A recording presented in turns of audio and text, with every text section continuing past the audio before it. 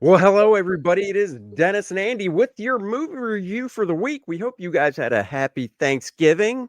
And if you're watching this someplace where you don't celebrate Thanksgiving, well, hope you had a good last week.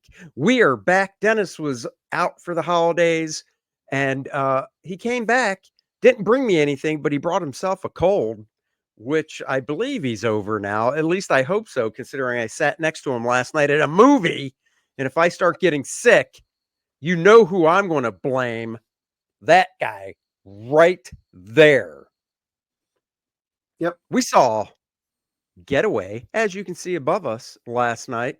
Uh, we want to see Getaway because of Nick Frost, the main actor in it. You'll remember him from, well, mostly I remember him from Shaun of the Dead, which was oh so 20 years ago. But he still looks the same, sounds the same. Dennis, what's Getaway about? So, Getaway is about the Smith family. No relation to you, I hope. And No. they have a much needed vacation and they go off to a remote Swedish island of Svalta where things take a dark turn and they arrive during preparations for a mysterious local festival that celebrates a dark history. Unsettled by the unfriendly locals and strange rituals, they try to make the best of their trip. However, things take a turn, and as the festival looms closer, the family realizes something far more sinister is unfolding, especially when they discover that a serial killer is on the loose. Oh. Now, guys, this is described as a on IMDb as a comedy, comma horror movie. Um, and yeah, horror movie. I think that term needs to now be. I think you need to split two categories. I think there needs to be slasher movie and horror movie because this is slasher, not horror. That's just my little nitpickiness. But anyhow, Nick Frost once again, dude, he's great. He's the humor in this movie because it does say comedy. The humor in this movie is it's subtle. It's Yeah. like slow burn humor. So in a way, I almost showed it to Courtney, who will go to movies with us, my daughter, because she likes comedies and she's seen comedy horror before. But I'm kind of glad I didn't bring her because it's she's 21 and she likes the over the top humor, Deadpool Wolverine type humor that's Yeah. really in your face. So I don't think she would have found this movie funny. There were three of us in the theater, Dennis and I, well, maybe four, a No, couple other four of us. people. I mean, Dennis and I laughed. I, I, Yeah. I thought I thought the humor was great because it was that underplayed, subtle, sarcastic type humor.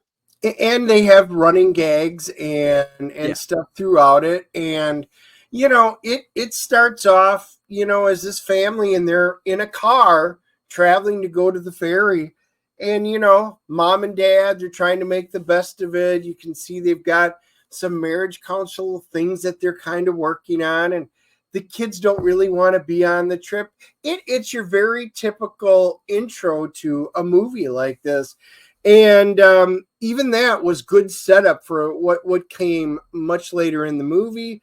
But yeah, it was just cool the way that they wound up playing off the locals, and the locals all have their customs. If you've seen the trailer, they were warned not to go to the island and stuff.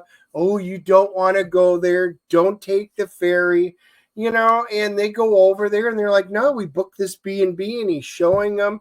And again, all the little things that they did, even showing the Airbnb stuff, it was funny, it was humorous. Nick Frost is fantastic. He really is. And I enjoyed all of the characters in this. So they Yeah. all brought their, I thought, A game for this type of a movie. Yeah. Aislinn Bay, who plays his wife, she was really good in the role. And The two kids were really good in well, the and role. here's the thing about this movie. You won't recognize, besides Nick Frost, highly doubtful you'll recognize any of the cast. I mean, I didn't. The actress that plays his wife. None of the actors are American. So the actress that plays his wife, I looked at her bio. Not only is she an actress, she does stand-up comedy, which I do plan on YouTube and see if I can find. She was great. The actors that played the kids were great. Um, and I really think when you're watching this, the way the relationship between the family members, I wouldn't be surprised. It happened with me. It happened with Dennis. That you're going to go, oh my god, this is just like this family I know. Now, the funny thing is, to me, and this is obviously my viewpoint, of course, from watching this movie and then knowing Dennis, his wife, and his son and daughter like I do, I still say, and Dennis disagrees, but I got a strong Dennis Susie vibe out of the playfulness back and forth between the husband and wife. And even like the road trip, all I could picture is, oh my God, this seems like a family of four vacation when Dennis, Susie, and their two kids were, young 20s, late teens, would go on a trip. I could picture his daughter attitude just like this daughter. I could picture I could, not a big spoiler, but the son says he's vegan, and the back and forth between Nick Frost and the son when it came to some of the vegan stuff, and even the mom when they were at a restaurant. I don't know why, man, but I told you I could just. I know your son isn't vegan, but I could just picture if he was, that would be the back and forth. Yeah, yeah. Like I said, the dynamics within the family are really good. And then Errol Milanov, he plays the creepy guy that they're Oh renting yes, the house from. The scene where she's showing him around in their house and stuff, that is a really funny scene. And then you start seeing the creepy stuff. Most of the actors that are on the island, a lot of them are Finnish, and so they're all very native like speaking and yeah, looking, and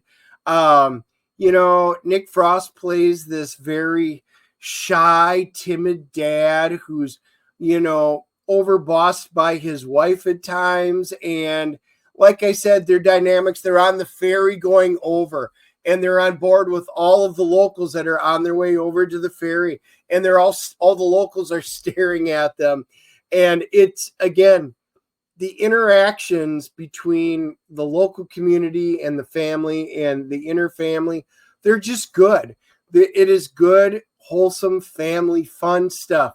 And then this movie takes a twist, which is why we're going to wrap this up early, because once the twist takes place, you start realizing, aha, and it goes into a wholly different direction that I think most of you will totally appreciate. yeah, definitely. And once it does take the twist, like Dennis said, there's like this aha, and then you kind of reflect back on earlier stuff that was said and done in the movie and go, oh, okay. Yep. So, yeah, we'll give you our CGC grading on this one. That's from a point 0.5 up to a 10.0, just like CGC does grades comics. I don't remember, so I'm just going to give it to you to go first. I am giving this an 8.0. I didn't have high expectations for it, although I love Nick Frost. But you never know. This is an IFC, so it's the Independent Film Channel movie.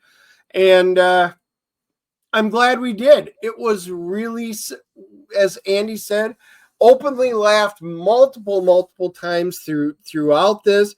There was some funny, like, oh, and there's a few of Oh those yeah. scenes where you went, damn.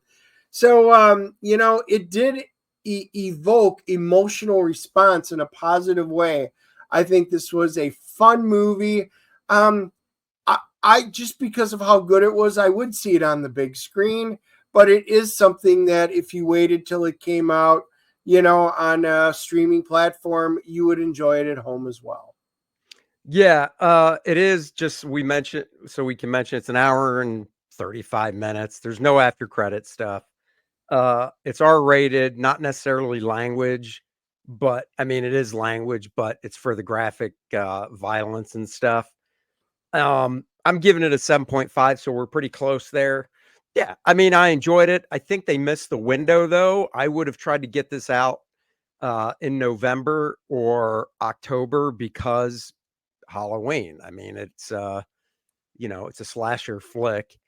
Um, but that time of year, usually lots of stuff comes out, so they're And thinking it it's did. probably let's avoid it and whatever. So I'm giving it a 7.5. What are the critics giving it? Is there critic stuff out there yet? IMDb rating is a 5.8, so I'm going to say that's lower than I expected. A little bit. And Rotten Tomatoes, we do have a tomato meter. It's 77. So no Wow. popcorn meter yet, because they've only got 50 ratings. I was going to say was not a heavily publicized movie.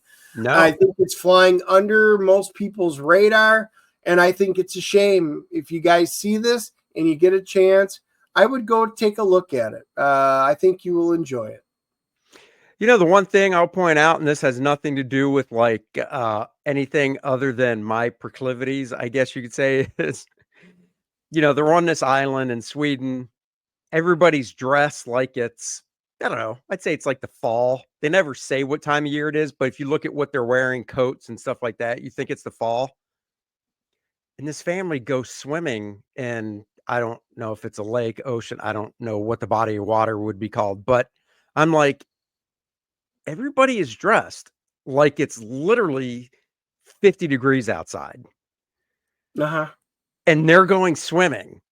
And I'm just like, well, that water's not that much warmer. What the? I was like, this is another reason I'm like, this is the Dennis and Susie family trip because they would go swimming in this. Whereas I'm like, no, what? What? As soon as somebody in the family mentioned swimming, I'm like, what is there a heated pool somewhere? Because if you think I'm getting in that lake, ocean, whatever water, you're insane. Yeah, I would have swam. No, I know you would have. And what everybody should do is go back Kor-Drath Volume 2, The Awakening, 64-page graphic novel. Kor-Drath and Adriana are back to fight the evils of Vordoom, the Necronite, and Lilneth as they battle to save the Shattered Reach and learn more about these ancient artifacts that they need to gain uh, and are trying to gain faster than Vordoom can. Guys, if you like Conan, Game of Thrones, Dungeons and Dragons, high fantasy adventure, you will like this book. And the great part is 3.5 pages to go on my end. I'm going to finish a page today, which will leave a straight up 3 pages to go. Getting it done before Christmas. We are at $55,501, 778 backers. If you're watching this video, 2 of you go back it today. Let's roll into the weekend at a strong 780 backers on our way to 800. Guys, we appreciate your support so much. And we just put the order in today for the custom collectible box that is part of the campaign. Click the link below so you can scroll through and see all the fun tiers that we have for you guys and all the goodies that are available. So definitely do that. And next Wednesday, Paul Thayer of Project Noasis. I know I pronounced it wrong. I'm sure I did, but it's a great book. He's a great creator. He's joining us next Wednesday, 3 p.m. Next week, we are finally seeing the movie that was delayed forever and ever and ever, it seems like, Craven the Hunter, with I believe his name's Aaron Taylor Johnson playing Craven. He was Quicksilver. He got bumped off in Avengers Age of Ultron, but he's back as Craven the Hunter. Yep. Already So, got tickets. yep, got our tickets. So we will see you guys then.